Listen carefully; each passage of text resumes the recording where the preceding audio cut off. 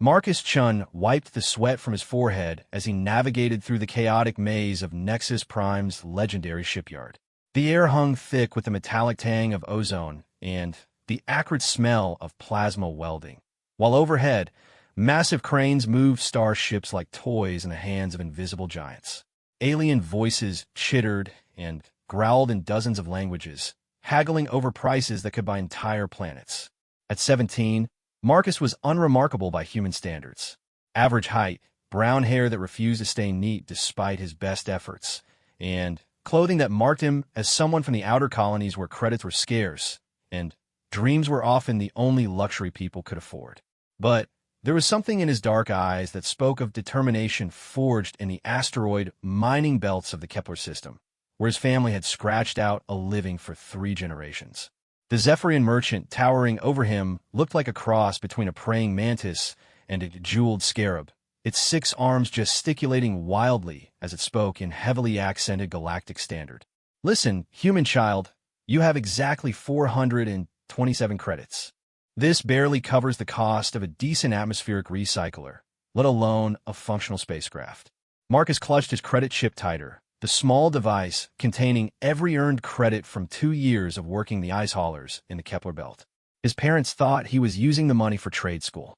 They had no idea their son harbored dreams of exploring the galaxy's outer rim, where ancient civilizations had supposedly left behind wonders beyond imagination.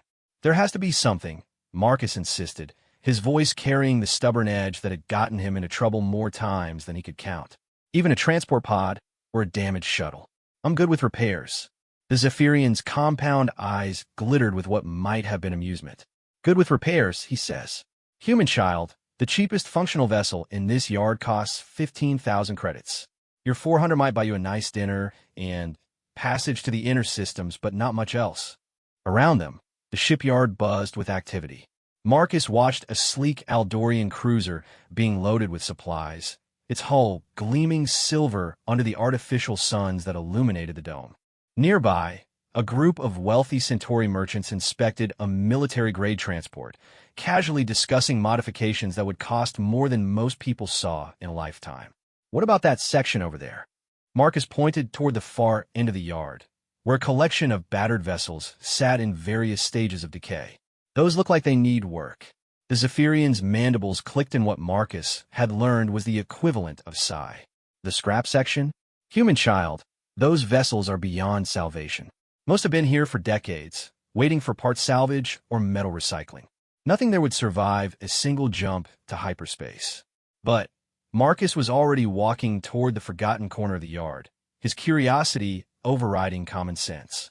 The merchant followed, probably more out of entertainment than any real hope of making a sale. The scrap section told stories of galactic history through rust and decay. Marcus passed the skeletal remains of what might have been a hegemony warship from the 3rd expansion, its weapons systems long since stripped away. Next to it sat a civilian transport that looked like it had been through a meteor storm, its hull pocked with thousands of tiny impacts. It was then that Marcus saw it, hidden behind a massive cargo hauler, almost invisible in the shadows cast by the larger vessels, sat something that made his breath catch. At first glance, it appeared to be just another piece of junk, its hull so corroded and stained that determining its original color was impossible. But there was something about its lines, something about the way it sat despite decades of neglect, that spoke to Marcus on a level he couldn't quite explain. The ship was smaller than most of the vessels in the yard, roughly the size of a heavy transport, but with proportions that seemed somehow more elegant. Its hull bore the scars of countless micrometeorite impacts, and the peculiar discoloration that came from unshielded exposure to hyperspace radiation. What caught Marcus's attention, however, was the writing near what he assumed was the airlock. The symbols were partially obscured by corrosion, but they weren't in any alien script he recognized. They looked almost familiar, like a half-remembered dream of languages his species might have used long ago. What's the story with this one? Marcus asked, running his hand along the ship's hull. The metal felt strangely warm despite the cool air of the dome. The Zephyrian moved closer, its compound eyes focusing on the vessel with what Marcus swore was a hint of unease. Ah, that one. Been here longer than I have, and I've worked this yard for 30 standard years. Nobody knows exactly where it came from or who brought it in. The dock records just list it as unknown origin, hull, classification, derelict. Marcus circled the ship slowly, taking in details that became more intriguing the longer he looked. The airlock mechanism, while corroded, appeared to be designed for human hands. The proportions of what he assumed were viewport windows seemed sized for human vision. Most tellingly, the overall design philosophy felt familiar in a way that made no logical sense. "How much?" he asked quietly. The merchant's mandibles clicked rapidly, the Zephyrian equivalent of laughter. "Human child, that heap of metal hasn't been powered up in decades. The previous owners of the yard tried to start it once, about 10 years ago. The power plant is completely dead, the environmental systems are corroded beyond repair, and the hull integrity is questionable at best." "How much?" Marcus repeated, his voice firmer now. The Zephyrian studied him for a long moment, 6 arms moving in complex patterns that Marcus had learned indicated deep thought. "You're serious about this?" "Dead serious. 400 credits would normally not even cover the paperwork transfer fees," the merchant said slowly. "But since this thing is taking up valuable space and would cost more to properly scrap than it's worth." He paused, compound eyes glittering. 400 credits, and you take responsibility for moving it off the lot within 1 standard week. Marcus felt his heart racing.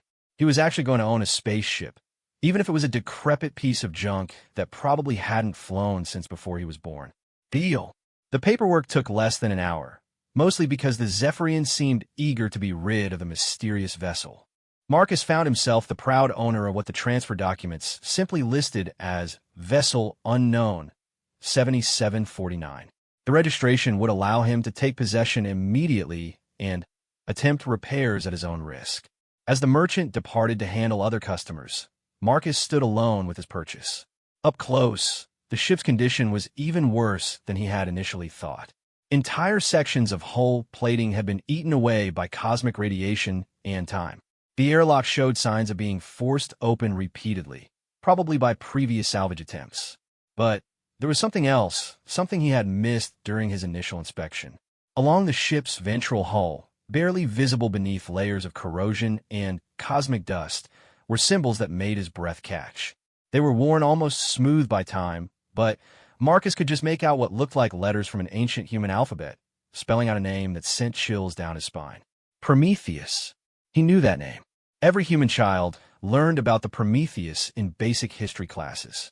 It had been humanity's first attempt at faster-than-light travel, launched from Earth nearly 400 years ago during the early days of human space exploration.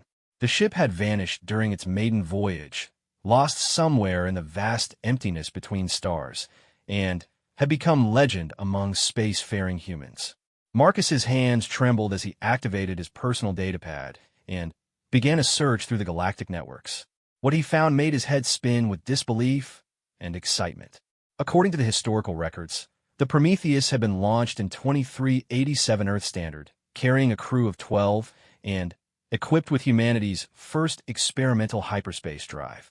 The mission had been to reach the Centauri system and establish humanity's first interstellar colony.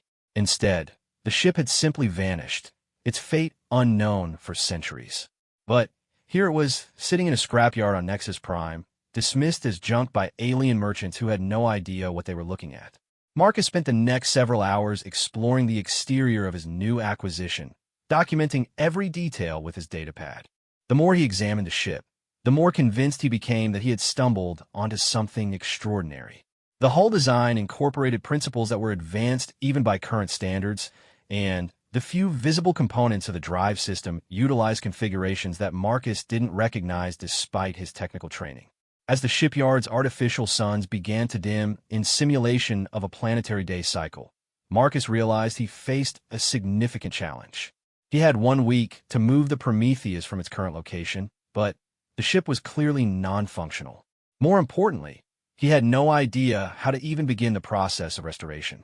That night, in his small quarters in Nexus Prime's residential sector, Marcus pored over every piece of technical documentation he could find about early human space technology. The information was fragmentary at best, much of it lost during the various conflicts, and data purges that had marked humanity's turbulent early centuries in space. What he did discover, however, was that the Prometheus had been more than just a colonial transport. According to classified documents that had been declassified centuries later, the ship had been a test bed for experimental technologies that were far ahead of their time. The hyperspace drive alone represented a leap in human understanding that hadn't been duplicated until decades later. Marcus also learned something that made him question whether his discovery was as accidental as it had seemed. The Prometheus hadn't simply been lost. It had disappeared under circumstances that the historical records described as anomalous. There were references to unusual readings from long-range sensors, reports of temporal distortions, and cryptic mentions of contact protocols that suggested the ship might have encountered something unexpected during its voyage. The next morning, Marcus returned to the shipyard with a portable scanner borrowed from a friend who worked in geological survey. He needed to know more about the ship's internal condition before he attempted to move it, and the scanner would give him a basic layout of the interior. What the scanner revealed left him staring at the readout in amazement. Despite the corroded exterior, the internal structure of the Prometheus appeared to be largely intact. More surprisingly, there were energy readings coming from deep within the ship, faint but definitely present. Something inside the vessel was still active after 4 centuries. The discovery that the ship might not be as dead as it appeared changed everything. Marcus realized he needed help, but he also understood that involving the wrong people could lead to his discovery being taken away from him. The galactic authorities had strict regulations about ancient human artifacts, and a functioning ship from humanity's early space age would certainly fall under those restrictions. That afternoon, Marcus made a decision that would change his life forever. He was going to find a way inside the Prometheus and discover what secrets it had been carrying for the past 400 years. Using tools borrowed from the shipyard's maintenance section, Marcus spent hours working on the corroded airlock mechanism. The system was designed for human operation, which gave him an advantage over any alien salvage crews that might have attempted entry in the past. After nearly 6 hours of careful work, cleaning corrosion, and lubricating ancient mechanisms, he finally felt something give way. The airlock's outer door opened with a grinding protest of metal against metal, releasing a rush of stale air that had been trapped inside the ship for centuries. Marcus hesitated for only a moment before activating a portable light and stepping inside. The interior of the Prometheus was like stepping into a museum dedicated to humanity's early space age. Despite centuries of abandonment, many of the ship's systems appeared remarkably well-preserved, protected by the hull from the worst effects of cosmic radiation and micrometeorite damage. Marcus found himself in what had once been the ship's main corridor, lined with doors that presumably led to crew quarters, storage areas, and other vital systems. The corridor stretched toward the ship's bow, where he could see the outline of what appeared to be a command deck. But it was the air itself that made Marcus's discovery truly extraordinary.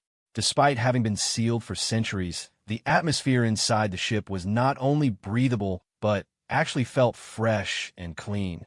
Something was maintaining life support aboard the Prometheus, and that something had been working continuously for 400 years. As Marcus made his way toward the command deck, his portable scanner began detecting increasingly strong energy readings. Whatever was keeping the ship's basic systems operational was located somewhere near the ship's center, probably in the engineering section. The command deck, when Marcus finally reached it, was a perfect time capsule of early human space technology. Control stations designed for human operators surrounded what had once been the captain's chair, and large viewport windows offered a view of the shipyard outside. But what caught Marcus's attention was the main display screen, which flickered to life as he entered the room.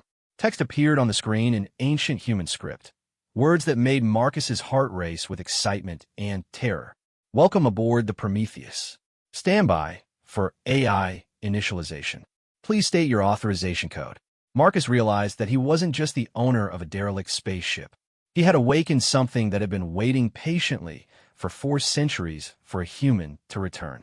Marcus stared at the screen for what felt like an eternity, his mouth dry and his heart hammering against his ribs. The text pulsed softly, waiting for a response he didn't have. Authorization code? He was 17 years old, had 400 credits to his name, and had just bought what he thought was a piece of cosmic junk. He definitely didn't have any authorization codes for a 400-year-old human starship. "I don't have an authorization code," he said aloud, feeling foolish for talking to a computer screen. "I just bought this ship from a Zephyrian salvage dealer." The screen flickered, and new text appeared. "Voice pattern analysis complete. Human vocal signature confirmed. Scanning biometric data." A thin beam of blue light emerged from somewhere above the main display, playing across Marcus's face and body. He resisted the urge to step back, fascinated despite his growing nervousness. Biometric scan complete. Subject is human male, approximately 17 standard years old. No match found in crude database. However, genetic markers indicate significant probability of Earth-descended ancestry. The text paused, then continued. Emergency protocols activated. Initiating historical briefing for new human contact. The main screen cleared, and Marcus found himself looking at what appeared to be a recorded message. The image quality was primitive by current standards, but the face that appeared on the screen was unmistakably human. The man appeared middle-aged with graying hair and the weathered look of someone who had spent considerable time in space. "If you're seeing this message," the recorded figure began, "then you are the first human to board the Prometheus since our mission began 400 years ago. My name is Captain James Morrison, and I am speaking to you from what we hope will be our final log entry." Marcus sank into what had once been the navigation officer's chair, transfixed by the image of a man who had been dead for centuries. Captain Morrison continued, his voice carrying a weight of exhaustion and amazement. "Our mission to Centauri has encountered complications that none of us anticipated. During our transit through hyperspace, we encountered what can only be described as an artificial intelligence of enormous sophistication and apparently vast age. This entity, which identifies itself only as the Curator, claims to have been monitoring our galaxy for millions of years." The recorded captain paused, running a hand through his hair in a gesture that seemed achingly human. "The Curator informed us that humanity has been classified as a potential threat species by something called the Galactic Council, a governing body that apparently controls most of known space. According to this entity, our expansion into space has been deemed dangerous by the established powers of the galaxy." Marcus felt a chill run down his spine. He had never heard of any Galactic Council in his history classes, but then, again, human education focused primarily on the species and civilizations that humanity had encountered during its expansion. If there were older, more powerful forces in the galaxy, it was possible that knowledge of them had been suppressed. "The Curator offered us a choice," Morrison continued. "We could return to Earth and accept permanent quarantine to our home system, or we could accept what it called temporal displacement to preserve human potential for a future time when the galaxy might be more receptive to our presence." The image flickered, and Morrison's expression grew grim. "We chose displacement. The Curator has installed one of its subsystems aboard our ship, an artificial intelligence that it calls Prometheus in honor of our vessel's name. This AI will maintain our ship and wait for a time when humanity might safely emerge from quarantine." Marcus realized he was holding his breath. The implications of what he was hearing were staggering. If this message was genuine, then humanity's expansion into the galaxy had been artificially limited by forces that most humans didn't even know existed. "The crew and I will be placed in temporal stasis," Morrison explained. "Our life signs will be suspended until such time as the Prometheus AI determines it is safe for us to be awakened. If you're seeing this message, then either that time has come or something has gone wrong with our stasis systems." The recorded message ended, leaving Marcus alone with the softly humming displays and the weight of revelations that threatened to overwhelm his teenage mind. He had stumbled into something far larger than a simple derelict spacecraft. He had discovered evidence of a galactic conspiracy that had shaped human history for centuries. The main screen flickered again, and new text appeared. "Captain Morrison's message has been delivered.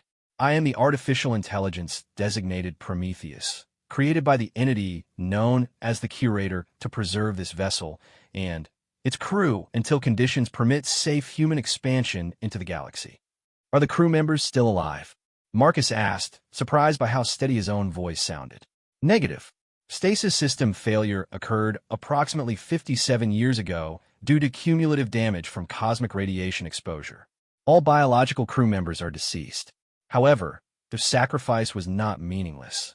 I have used the intervening centuries to conduct extensive analysis of galactic political structures and technological developments. Marcus felt a pang of sadness for people he had never known, brave explorers who had volunteered for what they thought was humanity's first step to the stars, only to become accidental time travelers who never lived to see their destination. So what happens now? He asked. My analysis indicates that current galactic conditions may finally permit limited human expansion beyond the quarantine zone. However, the political situation remains complex. The Galactic Council still exists, though its power has diminished somewhat due to internal conflicts and the rise of newer civilizations that were not part of the original power structure. The AI paused, and Marcus could swear he heard something like thoughtfulness in the artificial voice that followed. You present an interesting development, Marcus Chun. According to my records, your acquisition of this vessel was not guided by any human government or military organization. You are, in essence, an independent operator. What do you know my name? I have been monitoring local communications networks since the moment my sensors detected human approach to this vessel. Your transaction with the Zephyrian merchant was conducted in unencrypted Standard Galactic, which I've been fluent in for several decades. Marcus realized that the AI had probably been listening to every conversation he'd had since entering the shipyard. The thought should have been disturbing, but somehow it wasn't. There was something about the AI's manner that suggested curiosity rather than threat. What exactly did you mean by current conditions permitting human expansion? Marcus asked. The galaxy has changed significantly in the past 4 centuries, Prometheus explained. New species have emerged as spacefaring civilizations. Older powers have declined, and the rigid control structures that once dominated galactic politics have become more flexible. More importantly, humanity has already begun to establish itself in the galaxy despite the original quarantine. Marcus nodded, thinking of the millions of humans who lived on colonies throughout known space. He had assumed that expansion had been a natural progression, but apparently it represented something more significant. However, the AI continued, humanity's current expansion is limited by technological constraints. Your people have developed adequate space travel and basic terraforming, but you lack the advanced technologies that would allow you to compete with the galaxy's older civilizations. And you have these technologies? Indeed. The curator equipped me with manufacturing capabilities and technical databases that are far in advance of current human knowledge. More importantly, I have spent centuries analyzing and improving upon these technologies. I am capable of upgrading this vessel to performance levels that would surprise even the Council species. Marcus stood up and began pacing the small command deck, his mind racing with possibilities. He owned a 400-year-old human starship equipped with an AI that possessed technologies beyond current human understanding. It was like every adventure story he had ever read, except it was real and he was apparently the protagonist. What would you need to make this ship operational? He asked. Raw materials, primarily. The ship's basic structure is sound, but many systems require replacement or substantial repair. Given access to standard industrial materials and approximately 1 month of uninterrupted work time, I could restore the Prometheus to full operational status. And then, Marcus Chun, you would possess a vessel capable of performance levels that would be classified as impossible by current galactic standards. This ship would be able to travel faster, fight better, and survive longer than anything currently in service with any known military force. The implications hit Marcus like a physical blow. He wouldn't just own a spaceship, he would own a technological advantage that could change the balance of power in the galaxy. But with that advantage would come attention from forces that he was completely unprepared to handle. There would be risks, he said, more to himself than to the AI. Considerable risks, Prometheus agreed. The galaxy's established powers would not react favorably to the emergence of advanced human technology. However, my analysis suggests that the benefits would outweigh the dangers, particularly if we proceeded carefully. Marcus spent the next several hours exploring the ship with Prometheus as his guide. The AI had maintained detailed records of every system aboard the vessel, and it seemed eager to share its knowledge with the first human it had encountered in decades. The ship was larger inside than it appeared from the exterior, with spaces that seemed designed for both comfort and efficiency. The crew quarters were modest, but well-appointed. The engineering sections were marvels of compact design, and the cargo holds could accommodate supplies for extended voyages. But it was the engineering section that truly amazed Marcus. The hyperspace drive was unlike anything he had studied in his technical training. Instead of the crude jump engines used by current human ships, the Prometheus utilized what Prometheus called a dimensional full drive that could achieve faster-than-light travel with none of the limitations of contemporary technology. How fast?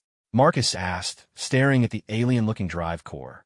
At maximum efficiency, approximately 100 times faster than current human hyperspace technology, Prometheus replied. This would make it possible to cross the galaxy in a matter of weeks rather than years. Marcus whistled softly. With that kind of speed advantage, a single ship could outrun anything that might pursue it and reach destinations that were currently considered impossibly distant. The weapons systems, when Prometheus showed them to him, were equally impressive. The ship carried energy weapons that could punch through military-grade shielding as if it were paper, and defensive systems that could deflect attacks that would destroy conventional vessels. Why did the curator give humanity access to this level of technology? Marcus asked as they returned to the command deck. The curator believes that humanity has unique characteristics that may prove beneficial to galactic civilization in the long term, Prometheus explained.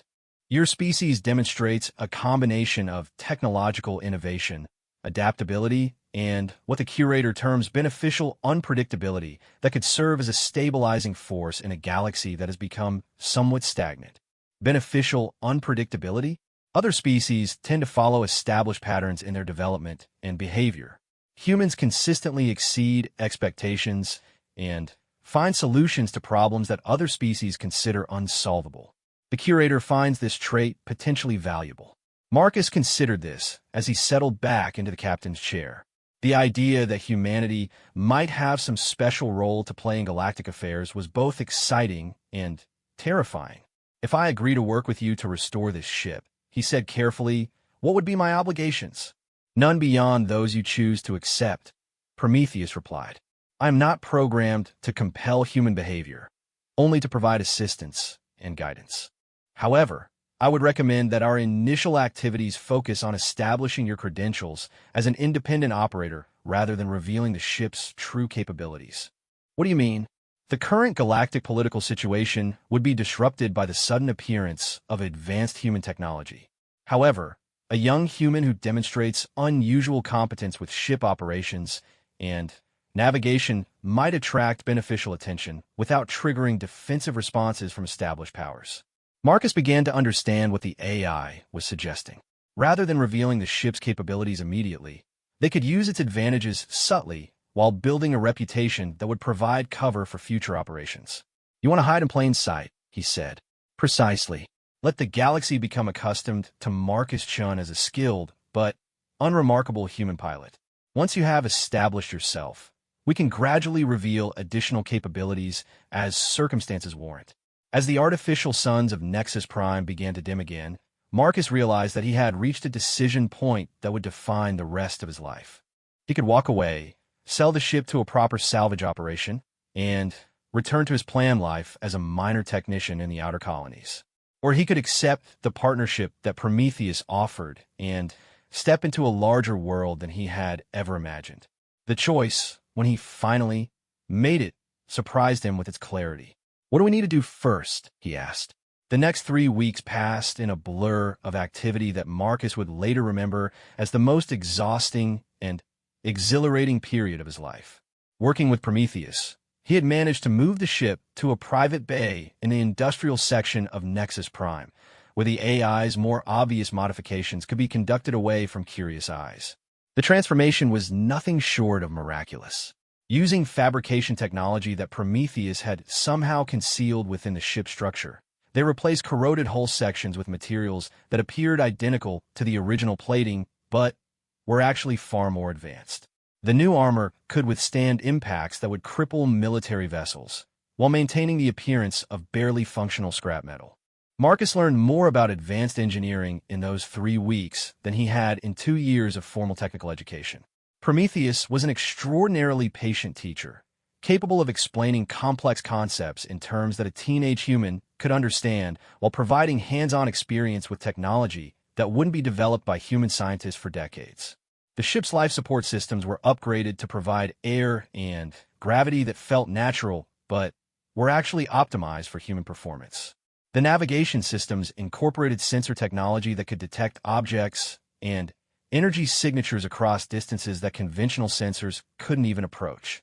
Most importantly, the hyperspace drive was rebuilt to specifications that would allow them to outrun anything currently flying while leaving no detectable energy signatures. The key, Prometheus explained as they completed the final modifications to the ship's exterior, is that all upgrades must appear consistent with technology available to a skilled but resource-limited human mechanic.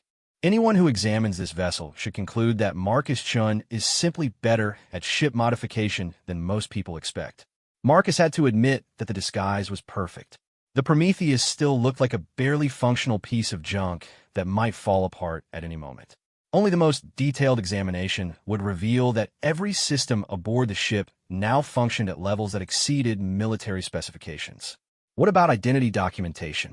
Marcus asked as they ran final systems tests. If we're going to operate as independent contractors, I'll need credentials that will hold up under scrutiny. Already arranged, Prometheus replied.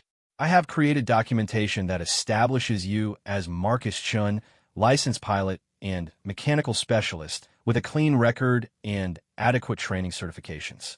The records have been inserted into appropriate galactic databases and will withstand normal verification procedures. Marcus stared at the official-looking documents that appeared on his datapad. According to his new identity, he was a properly licensed pilot with 2 years of experience in interplanetary cargo operations and a specialization in maintaining older human spacecraft. The credentials were backed by service records, training certificates, and even character references from fictional supervisors. How did you manage this? Galactic bureaucratic systems are designed for efficiency rather than security, Prometheus explained with what sounded like amusement. Most civilizations simply assume that falsifying official records would require resources and motivation that independent operators wouldn't possess. They are generally correct in this assumption. With their preparations complete, Marcus faced the moment he had been anticipating and dreading in equal measure. It was time to take the Prometheus out of port and discover what 400 years of technological advancement could accomplish. The departure from Nexus Prime went smoothly, with station traffic control treating them as just another small cargo vessel leaving for the outer systems. Marcus had filed a flight plan that listed their destination as the Kepler mining belt, where he supposedly had a contract for equipment transport. But once they had cleared the station's sensor range, Prometheus suggested a different course. There is a matter that requires our attention, the AI announced as they entered open space. My long-range sensors have detected a situation that may provide an ideal opportunity to test our capabilities while establishing your reputation. Marcus studied the sensor displays, which showed far more detail about local space than should have been possible with their apparent equipment. What kind of situation? A human cargo vessel, the independent freighter Concordia, has suffered a drive failure approximately 47 light hours from our current position. The ship is stranded with a cargo of medical supplies intended for the colony world Hadrian's Hope, where an outbreak of Deltic fever has created a critical shortage of treatment medications. Marcus felt a chill as he realized what Prometheus was suggesting. You want us to rescue them? I propose that we offer assistance. The rescue would be genuinely beneficial, providing medical supplies to a human colony that desperately needs them.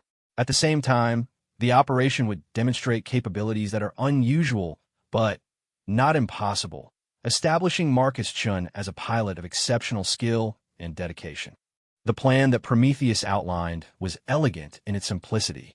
They would respond to the Concordia's distress signal and offer assistance, using their superior speed to reach the stranded vessel far ahead of any official rescue ships.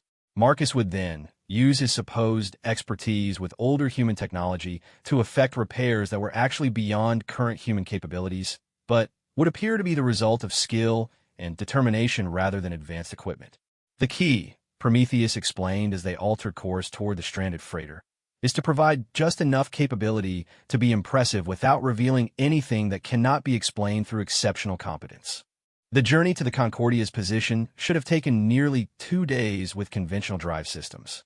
The Prometheus covered the distance in 4 hours, using hyperspace jumps that were so precise and efficient that they left virtually no detectable signatures.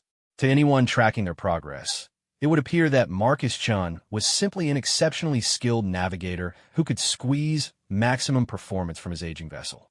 The Concordia, when they finally reached it, was clearly in serious trouble. The freighter drifted powerless in the void, its emergency beacon broadcasting a distress signal that painted a grim picture of the situation aboard. Drive failure had left them stranded with limited life support, and the ship's communication systems were barely functional. Marcus opened a communication channel, trying to project confidence he didn't entirely feel. Concordia, this is Marcus Chun aboard the vessel Prometheus.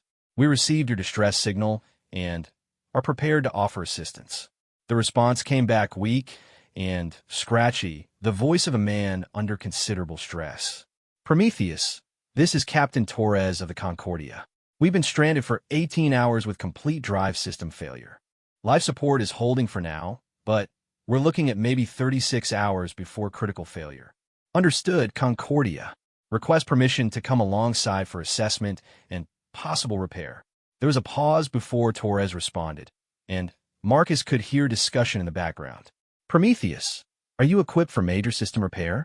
Our drive contractor is completely offline, and the damage appears to be beyond field repair capability.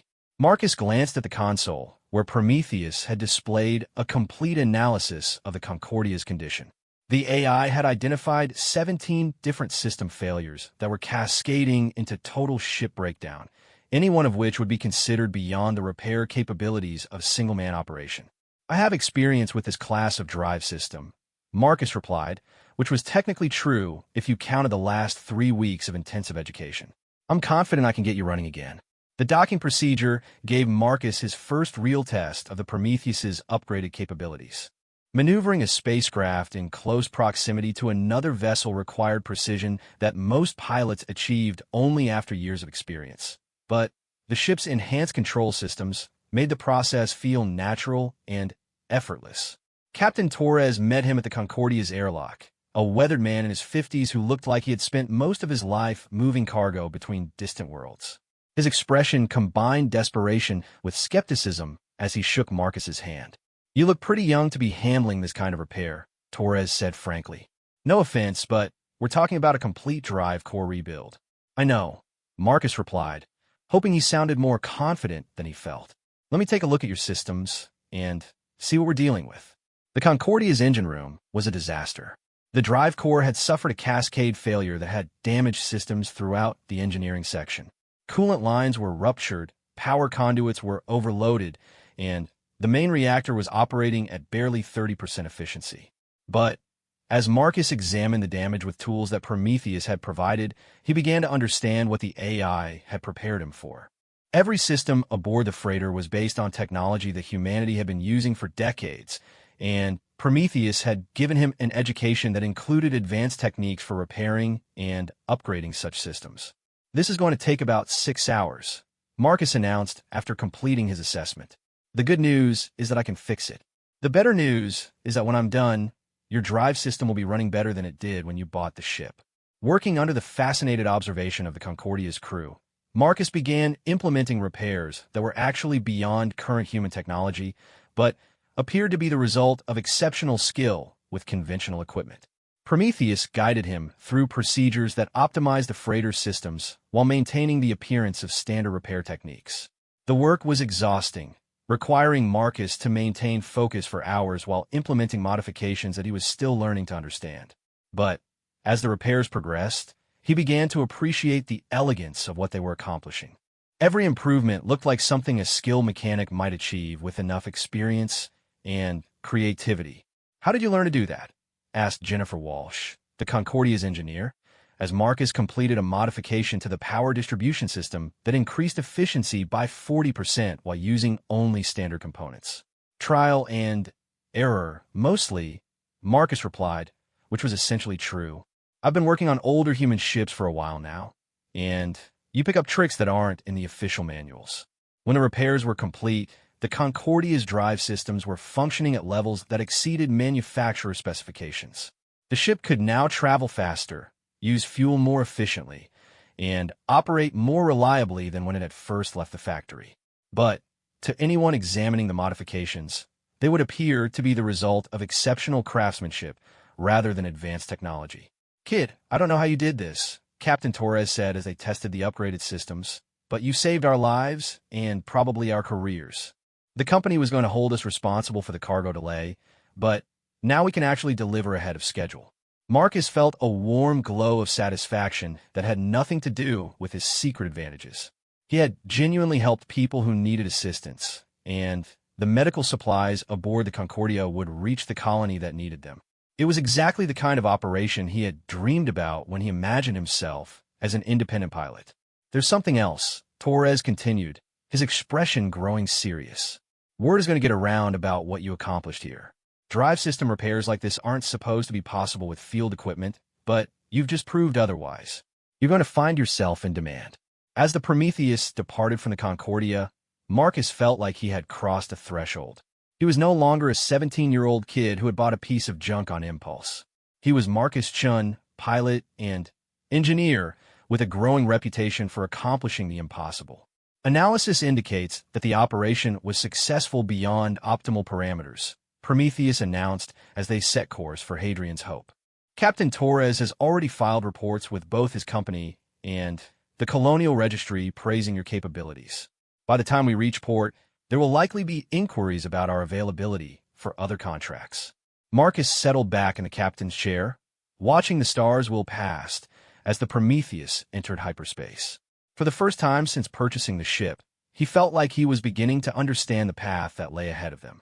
But even as he enjoyed the satisfaction of a successful mission, Marcus couldn't shake the feeling that they had attracted more attention than they realized. Somewhere in the galaxy, the reports of an unknown human pilot performing impossible repairs would be noted by individuals and organizations that took a professional interest in unusual capabilities. The game they were playing was more dangerous than he had initially understood, and they were no longer the only players on the board. 3 days after departing from the Concordia, Marcus learned just how right his instincts had been. The Prometheus was approaching Hadrian's Hope when their long-range sensors detected a small fleet of ships that didn't belong to any recognized human organization. Configuration analysis indicates hegemony military vessels, Prometheus announced calmly. Specifically, a pursuit squadron consisting of 4 heavy cruisers and 2 destroyer escorts. Marcus felt his mouth go dry. The hegemony was one of the galaxy's oldest and most powerful civilizations, with a military that was considered among the finest in known space. They didn't deploy pursuit squadrons unless they were hunting something specific. "Are they looking for us?" "Probability assessment suggests yes," Prometheus replied. "The squadron's course and formation indicate they are conducting a search pattern focused on this system. Their presence here, 3 days after our interaction with the Concordia, suggests a response to reports of unusual human capabilities." Marcus realized that their careful plan to establish a reputation had worked too well. Someone had noticed Marcus Chun, and they had sent a fleet to investigate. "Can we avoid them?" "Negative. Their search pattern is comprehensive, and they have positioned interdiction vessels to prevent hyperspace escape from the system. We will be detected within approximately 4 hours." Marcus stared at the tactical display, watching the inexorable approach of 6 military vessels that could destroy the Prometheus without even slowing down. He had been an independent pilot for less than a week, and he was about to face his first real test of survival in a galaxy that was far more dangerous than he had imagined.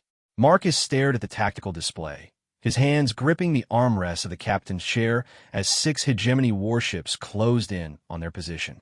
Each vessel on the screen represented more firepower than some planetary defense fleets, and they were all converging on a single target, his supposedly insignificant cargo hauler. Options? Marcus asked, surprised by how steady his voice sounded despite the terror coursing through his veins. Multiple tactical scenarios available. Prometheus replied with the same calm tone it used for routine navigation updates. However, most conventional responses would result in immediate destruction or capture. The hegemony does not deploy pursuit squadrons for negotiation purposes. Marcus forced himself to think beyond his immediate panic. The last few weeks had taught him that Prometheus rarely offered analysis without having a solution in mind, even if that solution wasn't immediately obvious. What about unconventional responses? The Prometheus possesses capabilities that would surprise hegemony tactical planners, the AI replied. However, deploying those capabilities would reveal technological advantages that could trigger galaxy-wide responses. The question becomes whether short-term survival justifies long-term strategic exposure. Before Marcus could respond, the communications array crackled to life with an incoming transmission. The voice that emerged was crisp and authoritative, carrying the unmistakable tone of military command. Unknown human vessel. This is Commander Thane of the Hegemony 4th Fleet. You are ordered to reduce velocity to 0 and prepare for boarding inspection. Failure to comply will result in immediate destruction.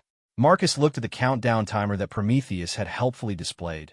3 hours and 47 minutes until intercept. The Hegemony ships were positioning themselves to ensure that any escape attempt would result in crossfire from multiple directions. Can we outrun them? Marcus asked quietly. Affirmative, but not without revealing drive capabilities that are approximately 2 centuries ahead of known human technology, Prometheus replied. Such a demonstration would confirm hegemony's suspicions that humanity has access to advanced systems, potentially triggering interventions against human space that could affect millions of your people. Marcus felt the weight of responsibility settling on his shoulders like a physical burden. This wasn't just about his own survival anymore. The decisions he made in the next few hours could influence the future of human expansion in the galaxy. What do you recommend? I propose a third option, Prometheus said. We allow ourselves to be captured. Marcus blinked in surprise. That sounds like suicide with extra steps. On the contrary, it represents an opportunity to gather intelligence while demonstrating that human capabilities, while impressive, fall within acceptable parameters for galactic stability. The plan that Prometheus outlined was audacious in its simplicity. They would surrender to the Hegemony Squadron, but not before implementing subtle modifications that would allow Marcus to escape from whatever holding facility they were taken to. During his captivity, Prometheus would gather intelligence about hegemony operations and political structures, information that could prove invaluable for future operations. The key, Prometheus explained, is ensuring that our escape appears to be the result of human cunning and determination rather than technological superiority. We want the hegemony to conclude that Marcus Chun is resourceful and dangerous, but not that he represents a fundamental threat to galactic order. Marcus spent the next 2 hours working with Prometheus to prepare for what would either be an elaborate deception or his final act as an independent operator. Hidden modifications were made to his clothing and equipment that would provide advantages during captivity without being easily detectable. More importantly, Prometheus created a hidden partition within the ship's computer systems that would conceal its true nature even under detailed examination. What about you? Marcus asked as they completed the preparations. If they take the ship apart piece by piece, they're going to discover systems that don't match any known human technology. I have prepared for that contingency, Prometheus replied. The ship's systems will appear to be modified human technology, impressive but not impossible. My own presence will be concealed within subsystems that appear to be conventional automation programs. When the time came to respond to the Hegemony ultimatum, Marcus activated the communications array with hands that barely trembled. Commander Thane, this is Marcus Chun aboard the cargo vessel Prometheus. I'm reducing velocity and preparing to comply with your instructions. The response came back immediately. Mr. Chun, you will maintain your current position while our boarding teams conduct their inspection. Any attempt to resist or flee will be considered an act of hostility. Marcus watched on the tactical display as two of the hegemony cruisers moved into flanking positions while the remaining ships maintained a perimeter that would prevent any escape attempt. The precision of their movements spoke of military professionalism that left no doubt about their competence. The boarding shuttle that approached the Prometheus was a sleek military design that could probably outgun most civilian vessels on its own. Marcus activated the docking protocols and tried to project an image of nervous cooperation rather than the carefully planned submission he was actually implementing. The hegemony boarding team consisted of 6 soldiers in powered armor that made them look more like mobile weapons platforms than individuals. Their leader, a tall figure whose armor bore commander's insignia, stepped forward as the airlock cycled. "Mr. Chun, I am Major Kane of the 4th Fleet Security Division.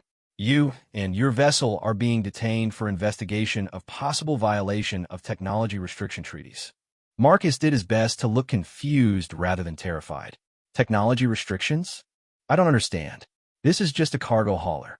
Major Kane's helmet visor was opaque, but Marcus could feel the intensity of the examination he was receiving. "Our intelligence reports indicate that you recently performed engineering repairs that exceed normal human capabilities. We are here to determine whether those reports are accurate." The inspection that followed was thorough beyond anything Marcus had expected. The hegemony soldiers examined every system aboard the Prometheus with scanning equipment that could apparently detect modifications down to the molecular level.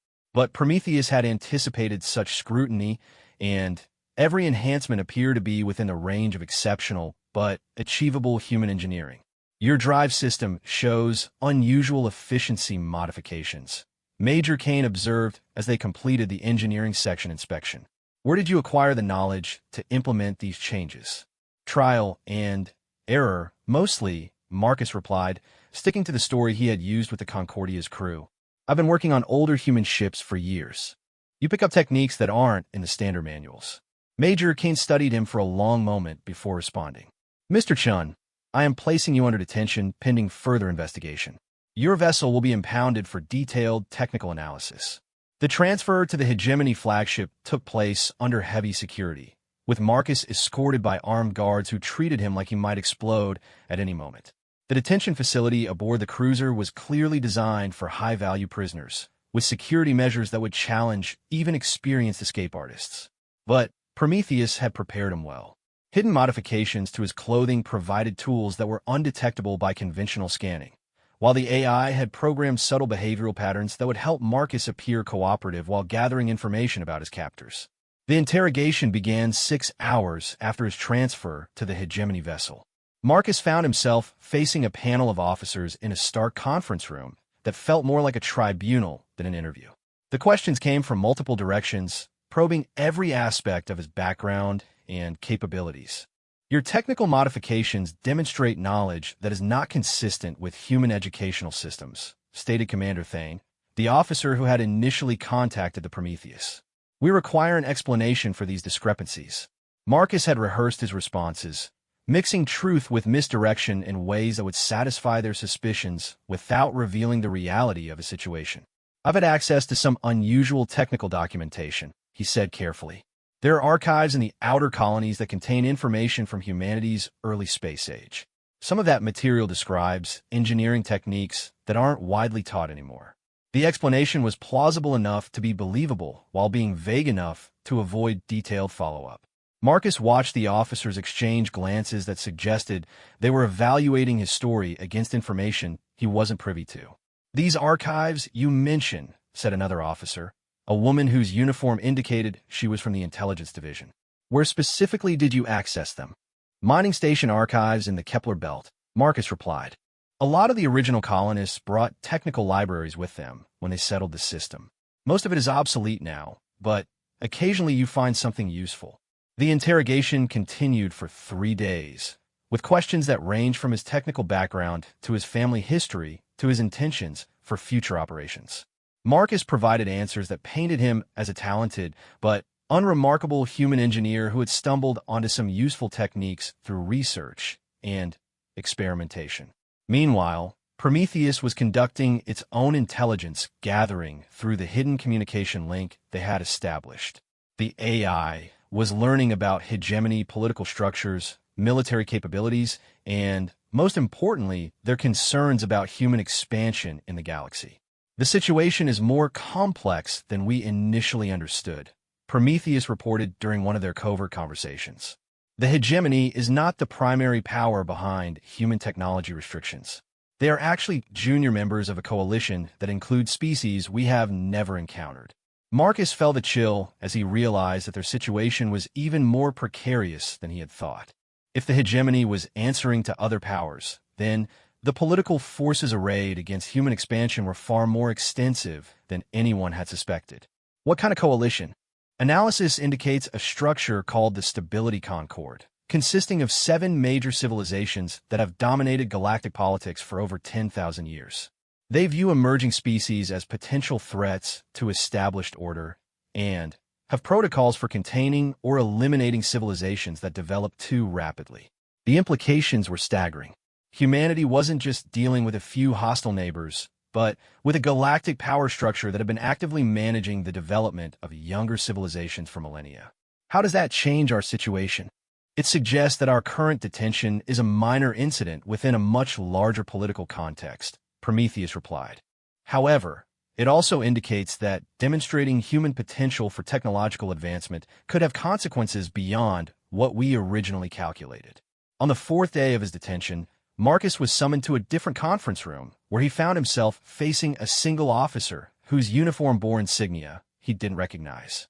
The man appeared to be human, but there was something about his manner that suggested extensive experience dealing with non-human civilizations.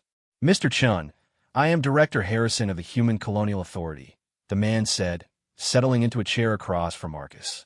"I believe we need to discuss your future." Marcus had never heard of the Human Colonial Authority, but the director's presence suggested that his detention had attracted attention from human political structures as well as alien ones. "I represent a joint human-alien organization tasked with managing technology transfer and colonial development," Harrison explained. "Our investigation into your activities has raised some interesting questions about human technical capabilities." The conversation that followed was unlike any of the previous interrogations. Instead of treating Marcus as a suspected criminal, Director Harrison spoke to him as a potential asset whose capabilities might be valuable to larger strategic goals. "Your modifications to the Concordia's drive system have been analyzed by our technical specialists," Harrison said. "The work demonstrates knowledge that suggests access to information sources that we would very much like to understand." Marcus realized that he was being recruited, though for what purpose remained unclear. The Human Colonial Authority apparently had its own agenda regarding human expansion, and they saw Marcus as someone who could potentially advance their goals. "What exactly are you asking me to do?" "Continue your operations as an independent contractor, but with our support and guidance," Harrison replied. "Your technical capabilities could be valuable for establishing human presence in systems that are currently beyond our reach." The offer was tempting, representing a chance to operate with official backing while maintaining the independence he valued. But Marcus could feel the weight of larger political forces pressing in around him, and he suspected that accepting Harrison's offer would mean becoming a pawn in games he didn't fully understand. "I need time to consider your proposal," Marcus said carefully. "Of course," Harrison replied. "However, I should mention that your current detention is being reviewed by hegemony authorities. Depending on the outcome of that review, you may find that working with us represents your best option for maintaining your freedom." That night, alone in his detention cell, Marcus had a long conversation with Prometheus about the choice they were facing. The AI had been monitoring communications throughout the fleet and had formed its own assessment of their situation.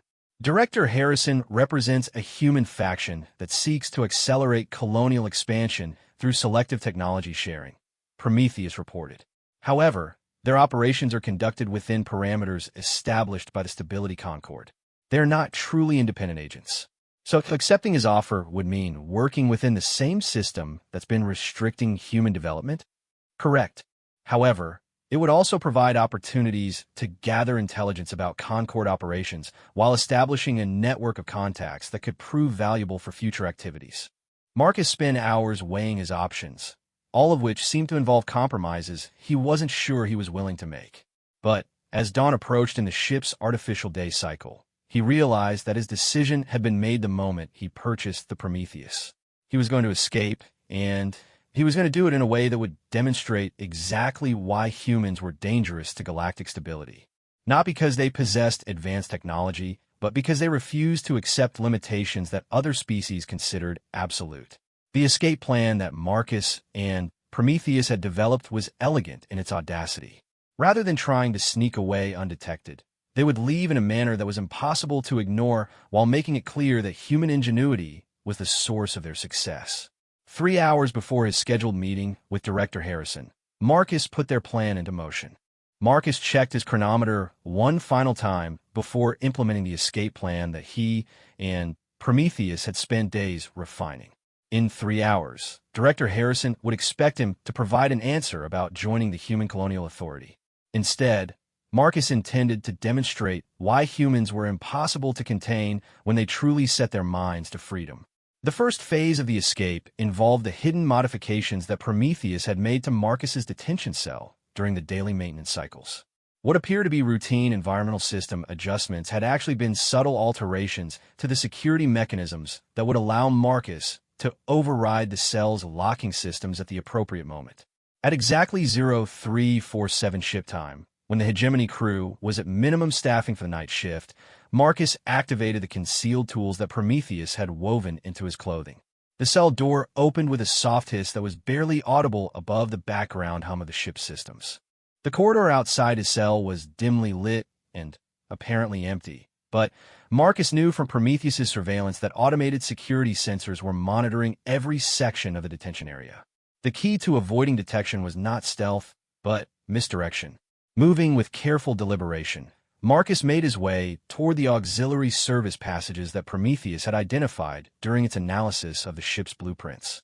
The route would take him through sections of the vessel that were normally restricted to maintenance personnel, but the path would also provide access to critical systems that could be used to create the distraction they needed. 20 minutes into his escape, Marcus reached the first checkpoint in their plan, the ship's communication relay station. Using techniques that Prometheus had taught him, Marcus began implementing modifications to the Hegemony vessel's internal communication systems that would prove crucial for the next phase of their operation. Modifications complete, Marcus whispered into the hidden communicator that maintained his link with Prometheus. All internal communications will be routed through our filter system in approximately 10 minutes. Acknowledged, Prometheus replied. Phase 2 preparations are complete aboard the Prometheus. Hegemony technical teams have concluded their inspection and believe they understand the limits of the ship's capabilities. Marcus felt a grim smile cross his face.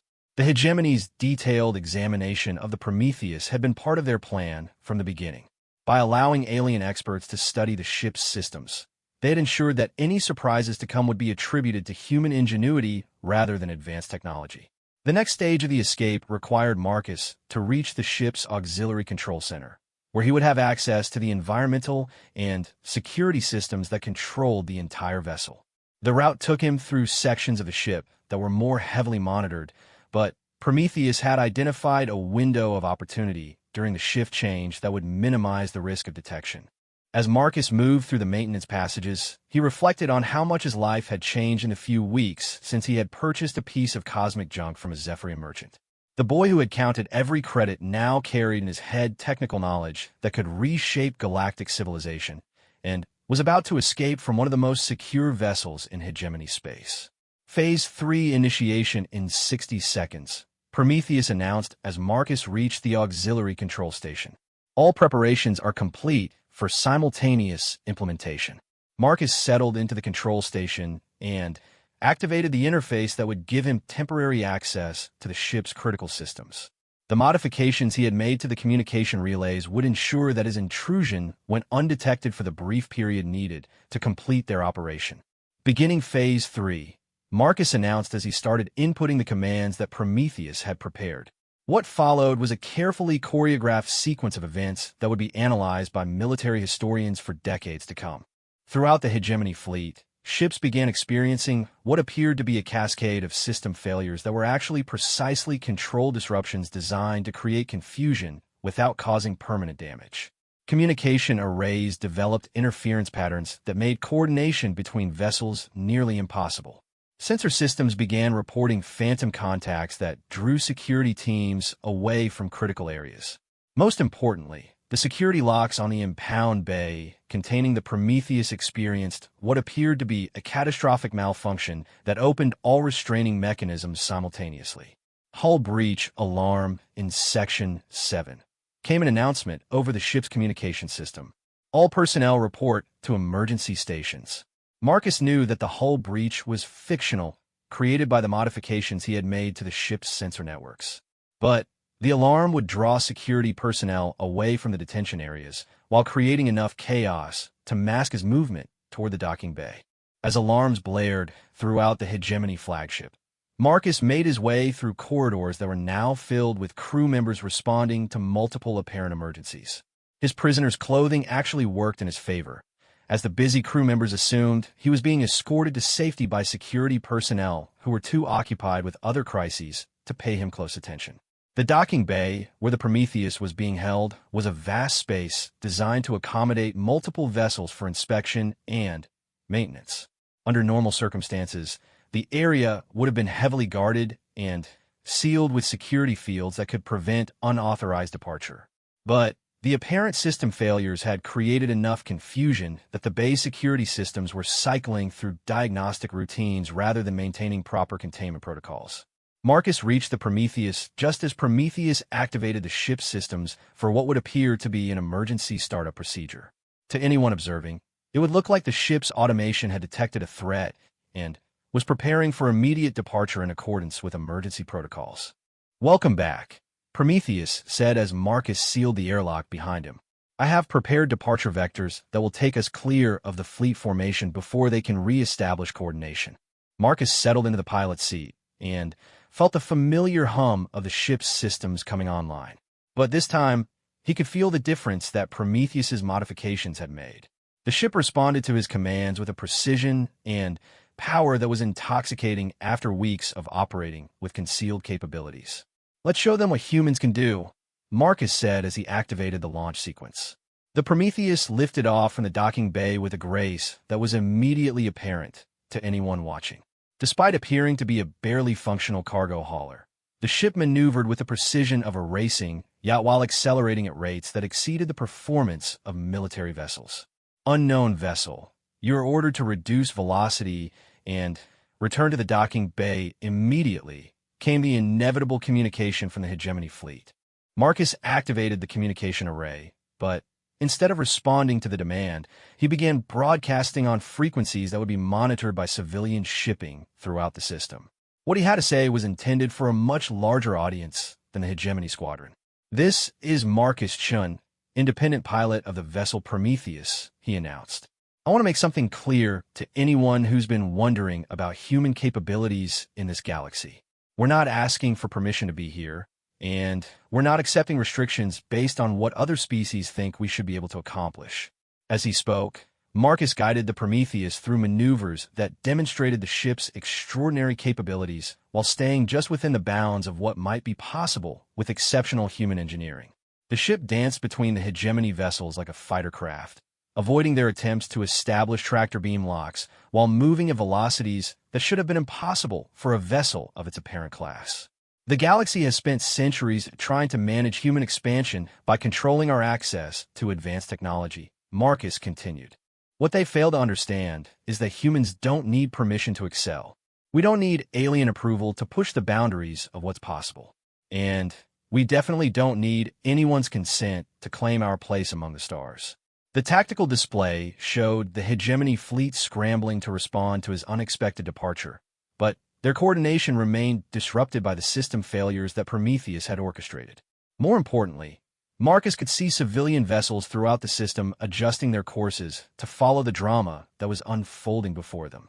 "I'm just one human with one ship," Marcus announced as the Prometheus reached the edge of the system's gravity well. "But there are millions more like me throughout human space, and we're not going to be contained by treaties we never signed or limitations imposed by species who fear what we might become." The moment for hyperspace transition had arrived, and Marcus knew that this was where they would either escape completely or reveal capabilities that could change everything. Prometheus had assured him that their departure would appear to be the result of exceptional piloting and modified drive systems rather than technology beyond human understanding. Initiating hyperspace transition, Marcus announced on the open channel. For anyone wondering where humans go from here, the answer is wherever we choose. The jump to hyperspace was unlike anything Marcus had ever experienced. Instead of the gradual acceleration and disorienting transition that characterized normal hyperspace travel, the Prometheus slipped into the higher dimension like a fish sliding into water. One moment they were surrounded by the hegemony fleet. The next they were alone in the strange non-space that existed between normal reality and the quantum foundations of the universe. Transition complete, Prometheus announced. We are now beyond the reach of immediate pursuit, and our departure has been monitored by 17 different civilian vessels that will spread word of these events throughout human space. Marcus settled back in his chair, adrenaline still coursing through his system from the most intense few hours of his life. They had escaped, but more importantly, they had made a statement that would be heard throughout the galaxy. Analysis of communication intercepts indicates that our message has already been retransmitted to multiple systems, Prometheus reported. Within 48 hours, recordings of your broadcast will have reached every major human colony. But even as Marcus savored their success, he knew that they had crossed a line from which there could be no return. The galaxy's established powers now knew that humanity possessed individuals capable of exceptional achievements, and they would respond accordingly. What comes next? Marcus asked. Now we discover what humanity is truly capable of when it refuses to accept limitations, Prometheus replied. Your escape has demonstrated that humans can exceed the expectations of galactic civilization. The question becomes whether your species will embrace that potential or retreat to the safety of accepted boundaries. Over the following weeks, as the Prometheus traveled through systems that were far from the normal routes of human expansion, Marcus watched as his message spread throughout human space. Recordings of his broadcast were being played in cargo bays and colony meeting halls, inspiring humans who had accepted galactic restrictions as unchangeable facts of life. Independent pilots began pushing the boundaries of what was considered possible with human technology.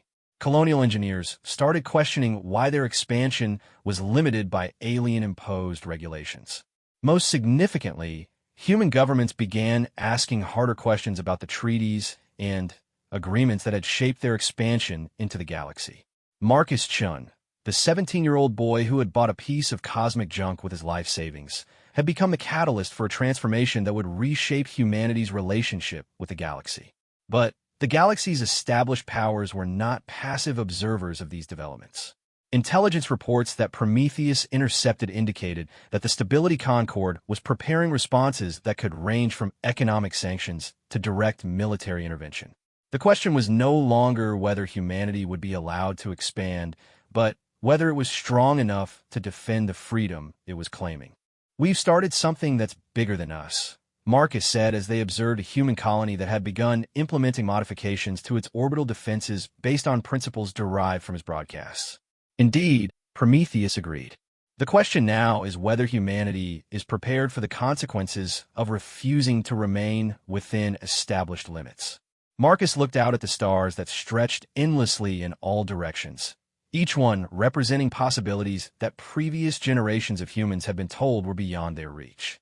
The galaxy was vast and full of wonders that were waiting to be discovered by beings bold enough to claim them. He was no longer the uncertain teenager who had walked through a scrapyard looking for adventure. He had become something new, the first human to demonstrate that his species would not be contained by the fears or limitations of others.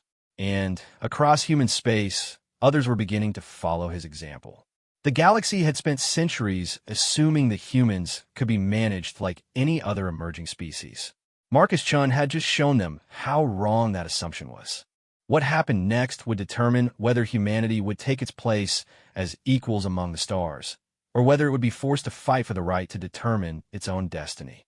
As the Prometheus sailed onward through the cosmic night, carrying its human crew toward adventures that would reshape the galaxy, Marcus realized that he had found exactly what he had been searching for when he bought a rusty spaceship with his life savings. He had found a way to matter in a universe that was larger and stranger than anyone had ever imagined. And he was just getting started.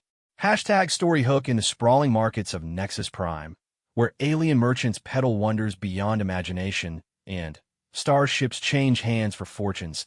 Nobody paid attention to the small human boy counting his meager credits. They laughed when he pointed at the rustiest, most decrepit vessel in the entire scrapyard. They mocked him when he insisted on buying what they called cosmic junk. But across the galaxy, ancient artificial intelligences were stirring from millennia-long slumbers. Sensors that had been dark for eons suddenly blazed to life. In the deepest vaults of the Galactic Archive, files marked with the highest security classifications began to pulse with urgent warnings. Because that rusty spaceship wasn't just any derelict vessel. It was humanity's first attempt at faster-than-light travel. A prototype that vanished during the dark years when Earth was nothing more than a quarantined backwater. A ship that carried within its corroded hull secrets that could reshape the balance of power in a galaxy that had grown comfortable in its certainties. The boy's name was Marcus Chun, and he had no idea that his innocent purchase was about to remind the galaxy why humanity's ancestors once carried a warning label that read, "Approach with extreme caution. Some species are born to follow, others to lead. But humans? Humans are born to surprise everyone, including themselves."